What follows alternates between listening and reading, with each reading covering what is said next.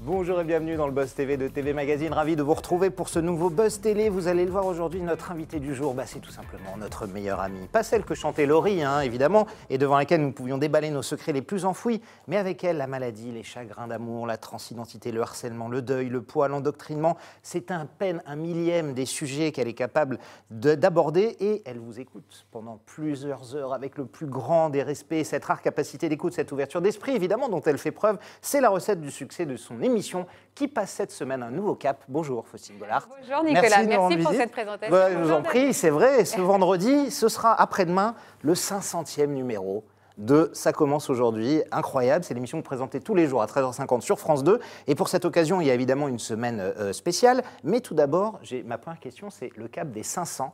Est-ce que quand vous avez commencé, quand vous êtes arrivé sur cette case ultra sinistrée, on en parlait juste avant l'émission, qui était à 6% de part d'audience, vous disiez, dans 3 ans, pas de problème, je fêterai la 500e avec 15% de part.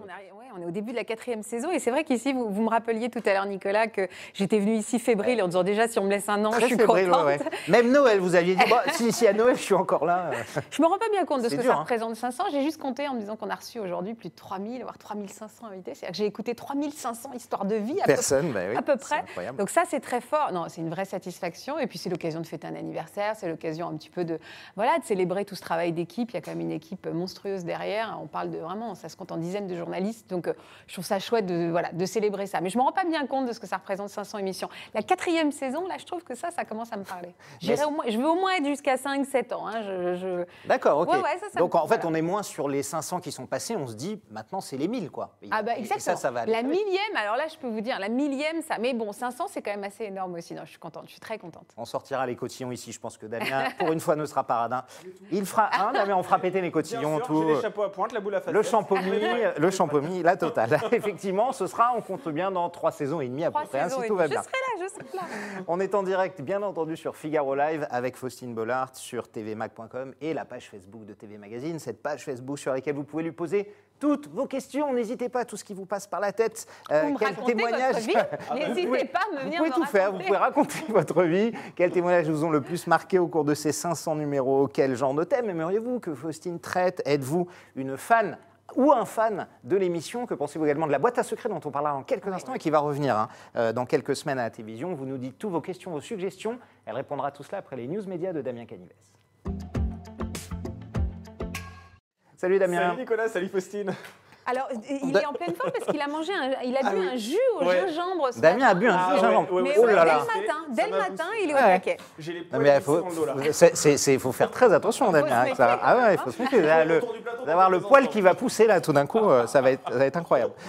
On démarre tout de suite avec les audiences d'hier soir. Qui est en tête? Eh bien, c'est France 3 qui poursuivait la 5e saison de La Stagiaire. La fiction portée par Michel Bernier a rassemblé pas moins de 4,8 millions de téléspectateurs, 22,5% de part d'audience. Sur la deuxième marche du podium, on retrouve M6 qui lançait sa mini-série intitulée Un ordre ordinaire, inspirée de l'affaire Xavier Dupont de Ligonnès.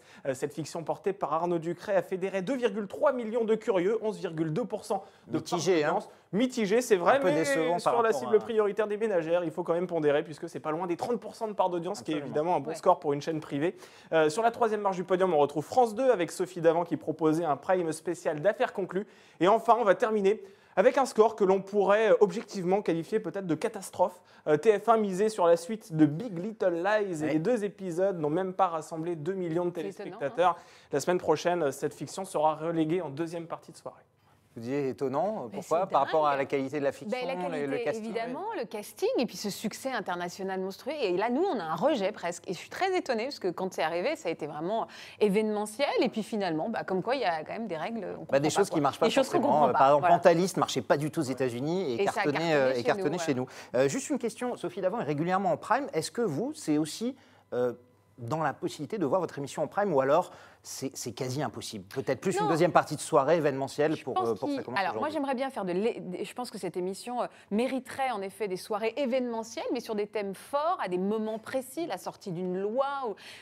D'accord, par rapport à une vraie actu sociétale. Une vraie actu, je pense que ça se justifierait. Après maintenant, depuis combien de temps on n'a pas eu des gens qui parlent à 20h50? Aujourd'hui, je pense qu'il faut trouver un moyen de réadapter le concept en mettant des images ou en suivant des gens peut-être à des moments cruciaux de leur vie. Donc on est en train de travailler travailler. Évidemment, j'ai envie de tester. C'est possible alors. En tout cas, oui, je pense que c'est possible. Quand il y a 2 semaines, quand on réunit 1,5 million de personnes à 13h50, là, on se pose la question de savoir combien on peut réunir. Donc moi, je trouve que là, je me sens prête, en tout cas, à tenter ce challenge. Je ne sais pas si ça marchera, parce qu'encore une fois, le témoignage à 20h50, ça fait bien longtemps qu'il y en a plus.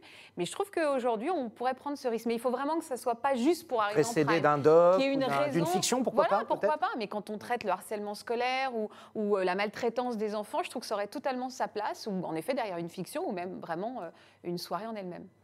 Damien, on poursuit ces nouvelles avec, évidemment, la news qui est tombée hier, qui a bouleversé tout le PAF. On n'en est pas encore remis. Et c'est notre Jean-Pierre Pernaut national. Lorsque cette nouvelle est tombée hier, on doit bien vous avouer qu'on a tous ressenti un véritable... déflagration, voilà, bien sûr. Comme si quelque chose s'apprêtait à disparaître de notre quotidien. Jean-Pierre Pernaut a décidé de raccrocher les gants après 33 ans de bons et loyaux services à la tête du journal télévisé de 13h de TF1. Vous n'étiez pas né, Damien, vous n'étiez même pas un projet encore. Non, même pas, effectivement, c'est ça, j'étais même pas dans les bouquins. La journaliste donne davantage de détails d'ailleurs sur ce choix. Dans les colonnes du Figaro d'aujourd'hui, il explique que malgré l'énergie qu'il habite à 70 ans, il préfère se mettre en retrait de son propre chef avant qu'on lui demande de ralentir. Une autre raison de taille aussi qui a beaucoup pesé dans la balance, c'est le cancer de la prostate dont il souffrait il y a déjà 2 ans de ça. Alors est-ce qu'il va pour autant prendre sa retraite? Pas du tout. On va encore en voir du Jean-Pierre Pernaut, rassurez-vous.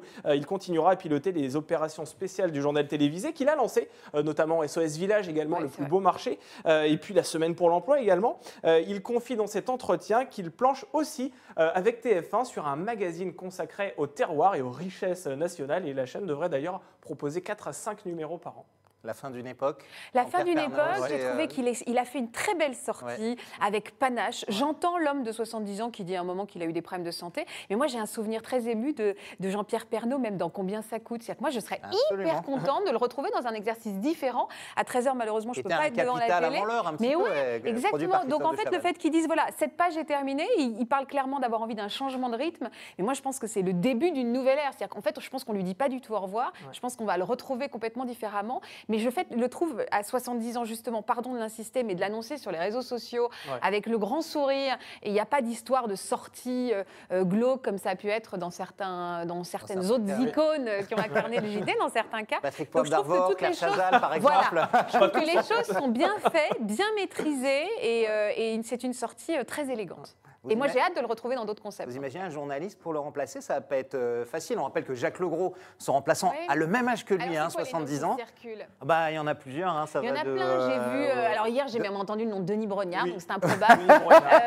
Moi, j'ai entendu. Alors j'aime beaucoup. Pour ceux qui sont à TF1, j'aime beaucoup Julien Arnaud, que je trouve qu'il a un vrai ton. Le remplaçant de Gilles Boulot. Exactement. Je trouve que ça serait un bon candidat. Mais j'ai entendu aussi des gens sur ma chaîne de France 2, mais je trouve qu'il faut les laisser sur France 2. On va les garder un peu. En tout cas, c'est un fauteuil convoité. On rappelle que le JT TF1 fait entre 35 et 40% de part d'audience tous les jours à 13h. Absolument. Et même plus regardé que le 20h la plupart du temps. On termine ces infos médias avec le Covid, encore et toujours, qui empoisonne encore les émissions de télé. Et oui, souvenez-vous, M6, en août dernier, a été contraint de reporter le tournage de La France a un incroyable talent pour cause de Covid-19. L'un des membres de l'équipe avait été contaminé, ce qui a rendu impossible la poursuite de la 15e saison de l'émission. Et avant-hier, le Parisien a révélé l'identité de la personne qui a contracté le coronavirus. C'est horrible d'ailleurs, c'est un peu chasse aux sorcières. Mais il a réagi avec humour, je crois. Exactement. En fait, c'est lui qui l'a dit sur Eric Antoine. Il s'agit d'Eric Antoine, qui compose le jury de La France a un incroyable talent aux côtés de Marianne James, Sugar Sammy et Hélène Ségara. Alors notre confrère du Parisien justement a assisté au tournage et il a rapporté les paroles qu'il a dites ce jour-là. Je n'ai pas le droit de le dire, mais c'est moi, rassurez-vous. J'étais asymptomatique, j'ai juste fait cacamou, je suis immunisé, mais si vous voulez un arrêt de travail, je peux vous cracher dessus. Voilà, on peut être rassuré. Mais c'est intéressant parce Eric Antoine va bien. Ça change toutes les données de tournage. C'est-à-dire qu'on vraiment sous-estime à quel point ça devient extrêmement compliqué parce que n'importe qui dans une rédacte qui se retrouve en cas contact peut arrêter des émissions. Regardez Le meilleur pâtissier souffert, Incroyable talent. Comment ça se passe pour que ça commence aujourd'hui justement? Quelles mesures vous avez pris? Comment se passent les... C'est extrêmement compliqué. Déjà maintenant sur le plateau, on est vraiment le strict minimum. Évidemment la distance sociale. Évidemment, moi qui suis extrêmement tactile, je n'embrasse plus, je ne m'approche plus. On me protège aussi parce que évidemment, évidemment tout le staff est ultra protégé, les visières, les masques et tout. Mais nous aussi, il y a eu un cas contact qui fait qu'on a dû annuler un tournage. Là, on tourne la boîte. Si quelqu'un est positif ou quoi, on annule et on attend et on voit. Voilà, évidemment, on fait parfois faire des tests à des invités avant de venir si on sait qu'il y a eu un doute. La semaine prochaine, on tourne la boîte à secret. Je peux vous dire qu'il y aura un plexiglas entre les invités. Les invités n'ont plus le droit d'aller voir les personnalités qui vont leur faire des surprises. Enfin, tout ça rend les choses extrêmement compliquées. On a cherché des masques à paillettes pour mettre des gens dans le public, pour essayer de rendre la chose moins muselière. Oui, donc c'est vraiment compliqué, ça change tout. Et c'est un peu triste, en fait. Donc, on n'a pas le choix. Karine Le Marchand, qui était là vendredi, qui était venu nous voir sur ce plateau, nous a dit, moi qui aime tellement prendre les gens dans le bras, c'est un cauchemar. C'est horrible. Quand je partage des choses aussi fortes avec les gens, à la fin, moi, j'allais toujours vraiment même les embrasser chaleureusement. Et à chaque fois, du coup, je leur dis, j'aimerais vous embrasser. Mais moi, le monde où on s'embrasse, le monde où on se touche me manque cruellement. Et dans mon émission et dans ma vie personnelle. Merci Damien, c'est terminé pour aujourd'hui. Avec grand plaisir, mais il y en aura demain, Nicolas. Soyez patient. Je sais, on va encore nous trouver un cas de Covid à la télévision. Tous les jours, exactement, ça va coûter des fortunes. Évidemment, d'autres news médias dès demain. Tout de suite, place à la grande interview du Buzz et toutes vos questions. Nous sommes en direct avec Faustine Bollard.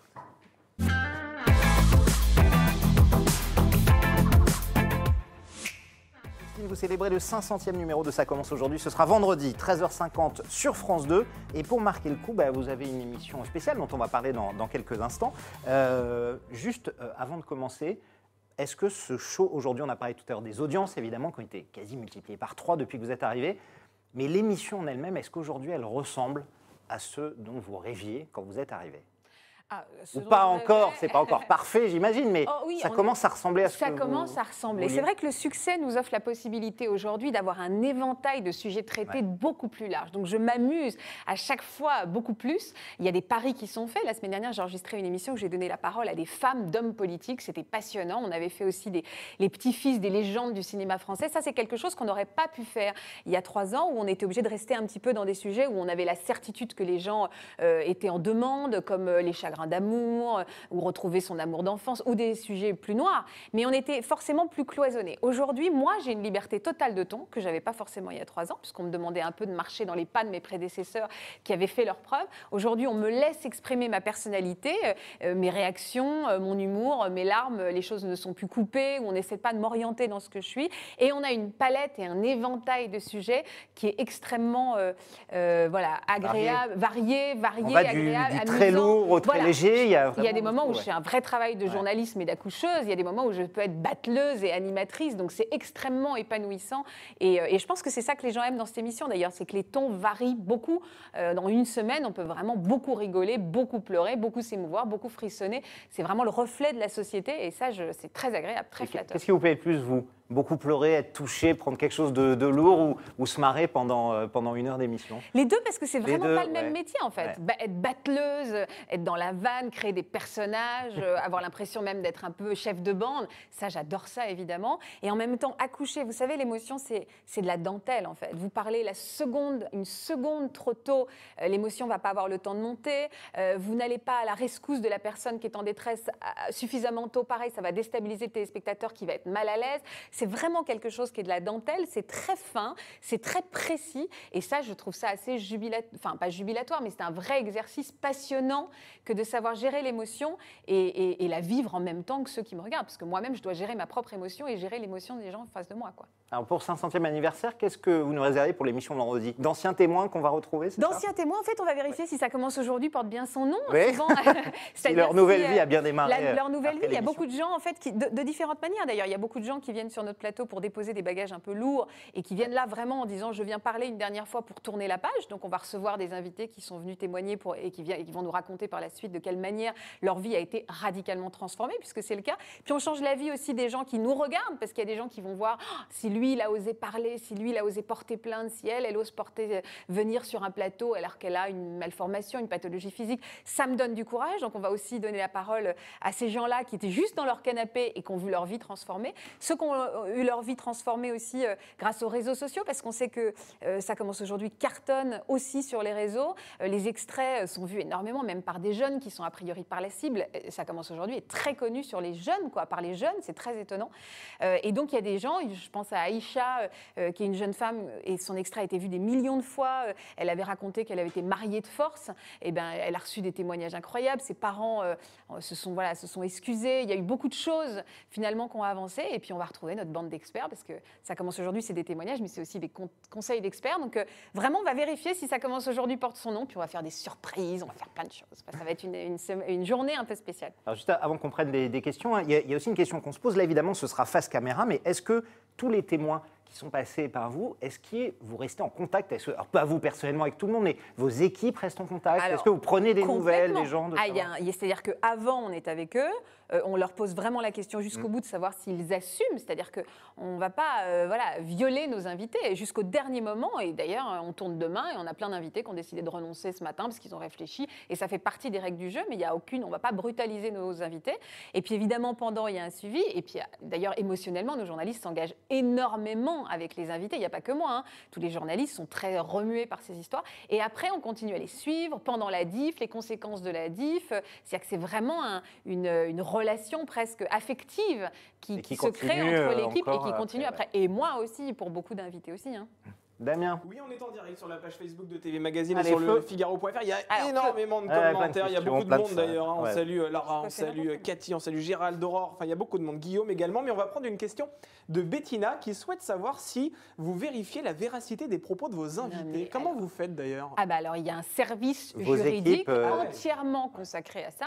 Évidemment, si quelqu'un nous dit qu'il souffre d'une maladie, on va les vérifier, on va les demander même de pouvoir voir des constats médicaux, d'avoir des liens.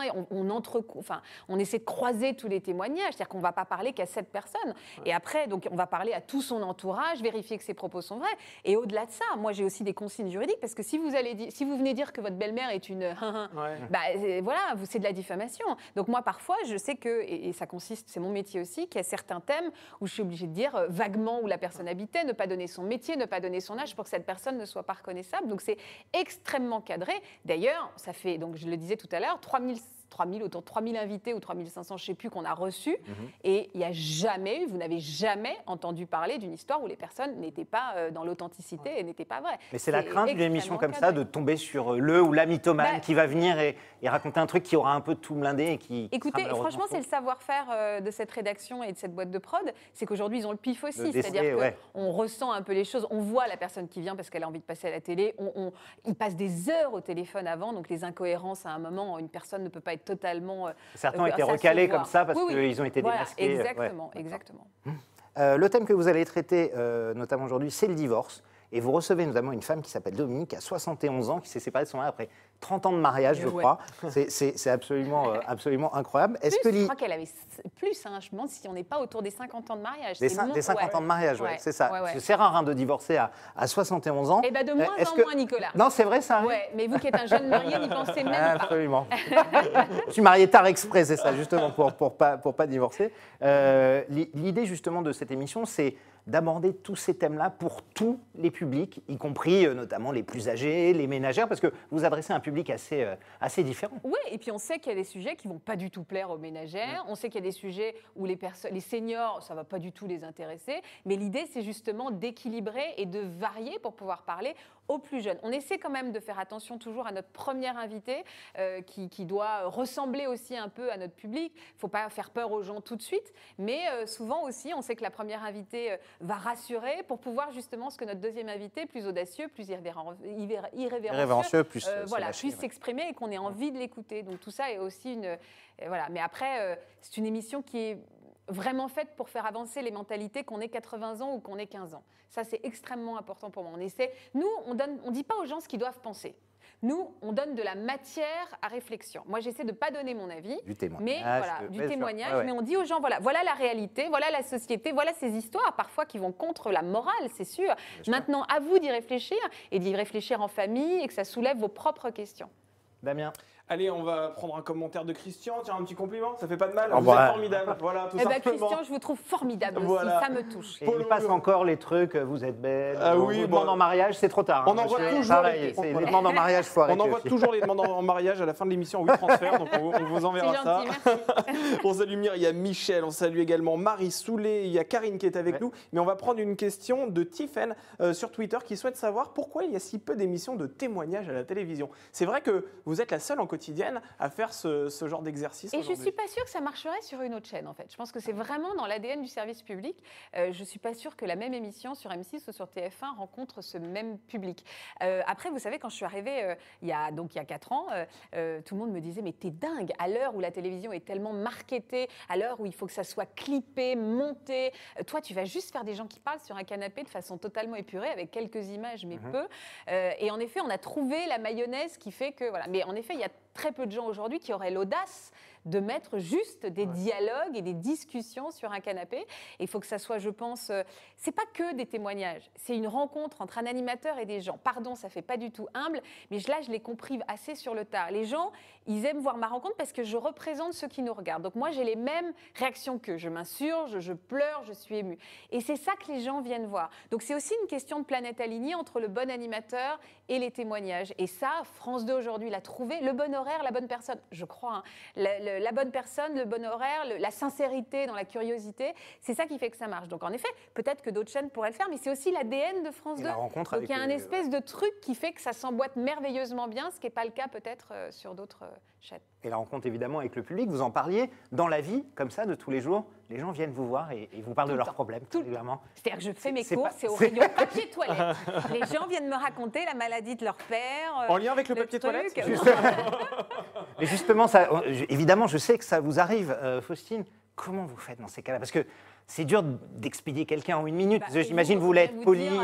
C'est pareil en fait. Alors déjà, les gens sont quand même très gentils. Donc les gens d'abord viennent me remercier. Donc voilà, c'est pour ça aussi que je fais ce métier. J'ai l'impression de servir à quelque chose, je me sens utile. Après, c'est en effet compliqué quand quelqu'un vous kidnappe un peu sur une histoire d'1 demi-heure en me donnant des détails. Mais bon, en fait, en général, souvent aussi, c'est aussi comme ça aussi qu'on trouve des bons invités. Parce que ça m'est arrivé, moi, d'avoir des gens qui viennent me raconter leur histoire et dire, écoutez, on va appeler mon équipe. Et l'équipe, finalement, me dit, mais son histoire est incroyable et on va les recevoir. Ça se passe aussi comme ça. Donc, et après, moi, pendant 10 ans, même pas, pendant 15 ans, j'ai pas arrêté de dire que je voulais faire ce métier. Et je voulais faire exactement cette émission-là. Aujourd'hui, oui, de temps en temps, je suis en basket, jean, et je me dis, j'ai juste pas envie. Mais en fait, les gens, j'ai une vraie curiosité de l'autre. Donc, même quand on me raconte sa vie au rayon papier toilette, en fait, ça m'intéresse. Vous écoutez, ouais. En fait, ça m'intéresse. Et du coup, j'en retire quelque chose.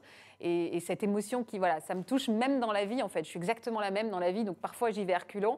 Et en fait, je suis curieuse, je suis une pipelette, ça m'intéresse, ça m'amuse. Donc, voilà. Donc vous dites, je vais acheter du beurre, votre mari et vos enfants savent que ça va prendre 2 heures, quoi. Juste pour une tablette de beurre, on est d'accord. C'est pas tous les jours non plus. Alors ce 500e numéro, c'est évidemment un bel anniversaire, ça se fête. Je sais que Noël n'est que dans 3 mois, Faustine, mais pour la 500e, si vous aviez un beau cadeau de Noël à demander à France Télévisions, qu'est-ce que vous pourriez leur demander? Qu'est-ce qu'ils pourraient vous offrir? Alors déjà, un contrat sur les 10 ans. Oui, voilà. Ils me font un contrat où ils me disent que cette émission reste 10 ans. Vous avez un contrat quoi? Chaque année ou 2 ans? Non, j'ai un contrat, je suis en CDI à France 2, donc j'ai la chance d'avoir ce privilège-là de ne pas m'angoisser chaque année. Même si mon émission s'arrête, je serai en péril comme tout le monde, mais néanmoins, j'ai un peu moins de précarité de ce que j'ai pu connaître avant. Non, je voudrais juste qu'ils me laissent cette case longtemps, qu'ils me laissent tenter des choses, qu'on nous donne les moyens de tenter des choses. C'est-à-dire qu'aujourd'hui, on sait à quel point on est dans une logique d'économie. Moi, j'ai très envie d'aller sur le terrain. J'arrête pas de dire que je pense qu'aujourd'hui, les gens se sont suffisamment familiarisés avec moi pour accepter de m'accueillir dans leur salon ou dans des lieux particuliers. Là, je sais que c'est une question de moyens, donc j'aimerais qu'on me donne des moyens. Mais après, encore une fois, c'est toute l'économie de la télé qui est un peu en péril aujourd'hui. Et puis tenter le prime, en effet, qu'on me fasse confiance pour essayer de monter un vrai projet à 20h50. Mais encore une fois, c'est à long terme, c'est très politique aussi. Il y a beaucoup de choses qui rentrent en jeu. Mais voilà, qu'on me dise, qu'on me donne... On est en 2020 ? Oui. Allez, on va dire qu'il n'y ait pas de sujet jusqu'en 2025. Après, et après, on en reparlera. Après, on en reparle. Et un prime. Ça va.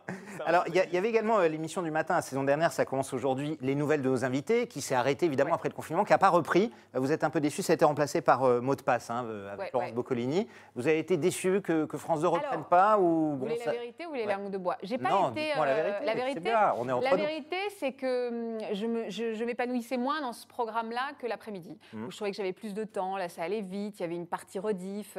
Donc, j'appréciais de revoir mes invités, mais le contexte, c'était pas très... Je m'éclatais pas, en fait. Donc, les audiences étaient bonnes sans plus. Je suis pas sûre que c'était encore une fois le bon programme au bon horaire. Pour le coup, il n'y avait pas d'histoire de planète alignée. Je récupère un tout petit peu de temps pour moi aujourd'hui. C'est pas mal aussi. Et pouvoir faire d'autres choses, et pouvoir m'intéresser à d'autres sujets que j'ai envie de traiter ou développer. Donc, j'apprécie ça aussi. Et puis, je crois qu'il y avait une vraie... La preuve, je crois que Mot de passe marche bien. Il y avait une vraie envie de France 2 de construire un bloc de jeu le matin.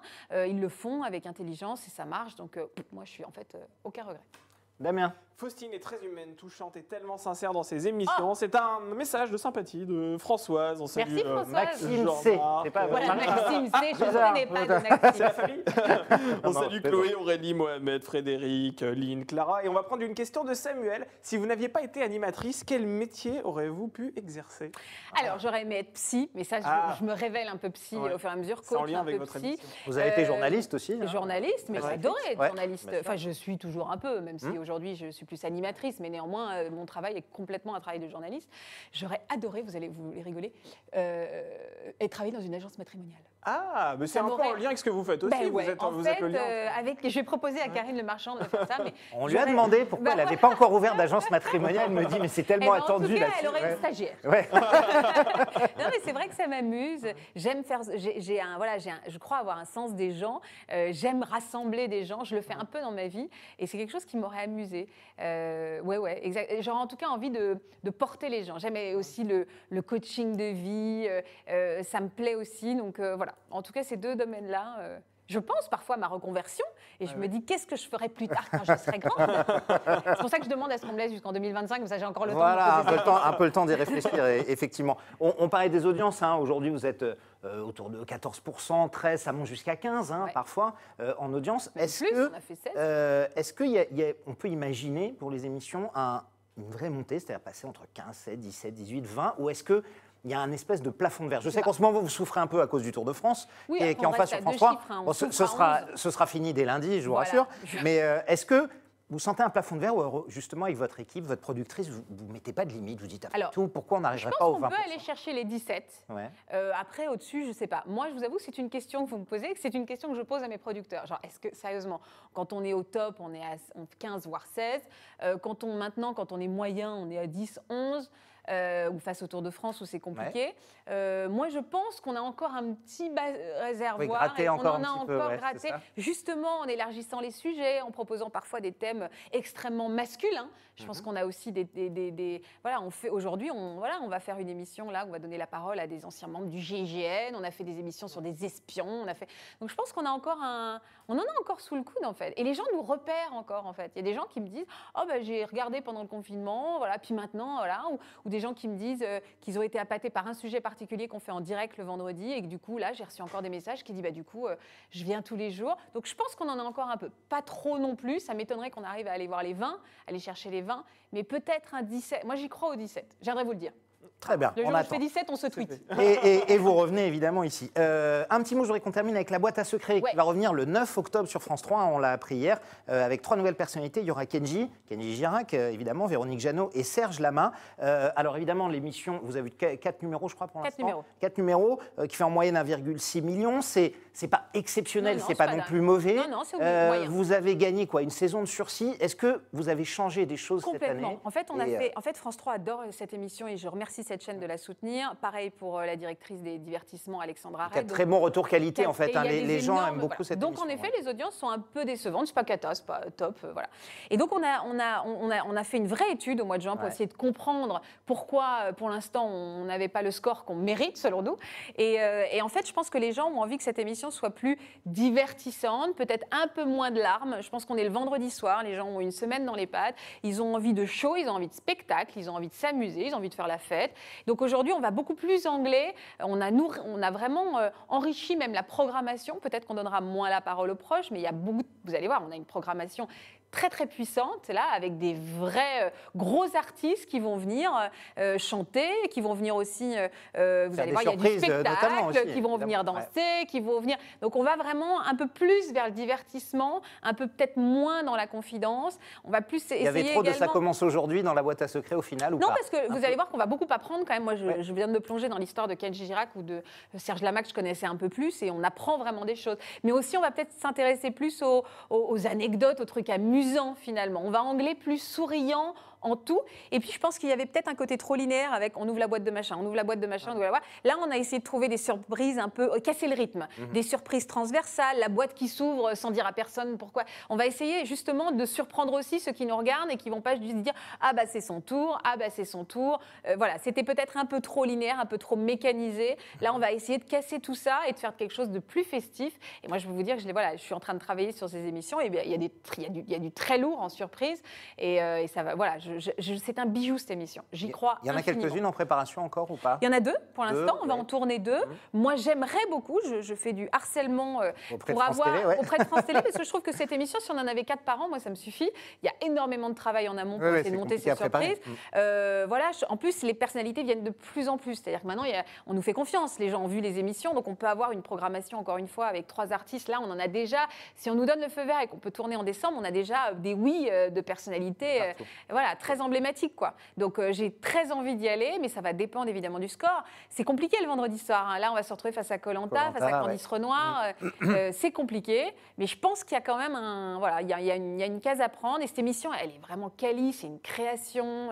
Elle est belle. Enfin voilà, je la défends vraiment beaucoup. Il y a moyen évidemment de faire quelque chose. Damien, on prend une dernière question avant de passer à notre brique de phare. Faustine, la dose de vitamine D dont on a tous besoin, ça c'est un message de Kelly. Voilà, c'est bien sympathique. Merci Kelly. On salue Laït, Edith, Lisette également. Et on va prendre une question du coup de Quentin qui souhaite savoir si c'est possible de proposer la boîte à secrets quand on doit respecter une distanciation physique. Bah oui, on va le faire. Donc c'est pas simple. Vous avez dit, il y aura des plexiglas, c'est ça entre les invités. Et là, vous modifiez l'ADN de l'émission où effectivement on se prenait beaucoup dans les bras. Il y avait une sorte de des embrassades. Vous savez, dans Ça commence aujourd'hui, il y avait beaucoup d'embrassades. Je pense qu'aujourd'hui, on peut consoler, câliner à distance. C'est forcément moins chaleureux. Mais on peut. Enfin, voilà, ça ne va rien changer aux surprises, à la surprise de mes invités quand ils vont ouvrir la boîte. Donc, je pense qu'on peut le faire. Vous dire que c'est les conditions idéales, non. Vous dire que tout le monde n'est pas un peu angoissé de cette distance qu'on nous impose, qui est imposée par définition. Voilà. Mais je pense qu'on peut le faire. En tout cas, je ferai le test lundi, je viendrai vous dire. Mais je pense qu'en tout cas, encore une fois, il y a eu suffisamment de travail et il va y avoir beaucoup plus d'échanges entre les invités. Donc même s'ils ne peuvent pas se toucher, on va beaucoup plus se parler. Non, je pense que vraiment ça peut fonctionner, même avec ces contraintes. Merci Faustine. On termine tout de suite ce Buzz TV par notre rubrique sucré-salé. Faustine, sucré, salé, vous êtes l'un, vous êtes l'autre, vous allez devoir faire des choix. C'est comme ça dans la vie, c'est terrible. Il faut faire des choix. Je vous offre 2 propositions et vous devez évidemment me dire quel serait votre premier choix. Si je vous dis Laurence Boccolini ou Bruno Guillon, qui font les 2 jeux de France Télé. Laurence Boccolini, j'aime beaucoup, enfin c'est pas contre, encore une fois, je vais faire la on est d'accord. Bruno, mais j'aime beaucoup Laurence Boccolini. J'étais très contente de la voir arriver sur France Télé. Elle a de l'humour, un ton, elle n'a rien à prouver, elle en impose. Sur les réseaux sociaux, elle m'amuse, donc j'aime beaucoup. Plus Karine Le Marchand ou Sophie Davant? Karine Le Marchand, parce que je la connais mieux, surtout. Elle a su me tendre la main à un moment où j'étais sur M6, voilà, où elle m'a beaucoup expliqué des choses. Elle a été un peu comme une grande sœur sur M6. C'est quelqu'un que j'aime beaucoup. Donc voilà, Karine Le Marchand. Plutôt Fort Boyard ou plutôt Koh-Lanta? Parce que vous allez être corporate là. Non, alors en fait, je vais vous dire un truc, Vous l'avez fait Fort Boyard. Je regarde pas énormément la télé le samedi. J'ai fait Fort Boyard. Moi, je suis mes enfants. Et mes enfants se posent toujours la question, est-ce qu'on regarde Koh-Lanta ou Fort Boyard?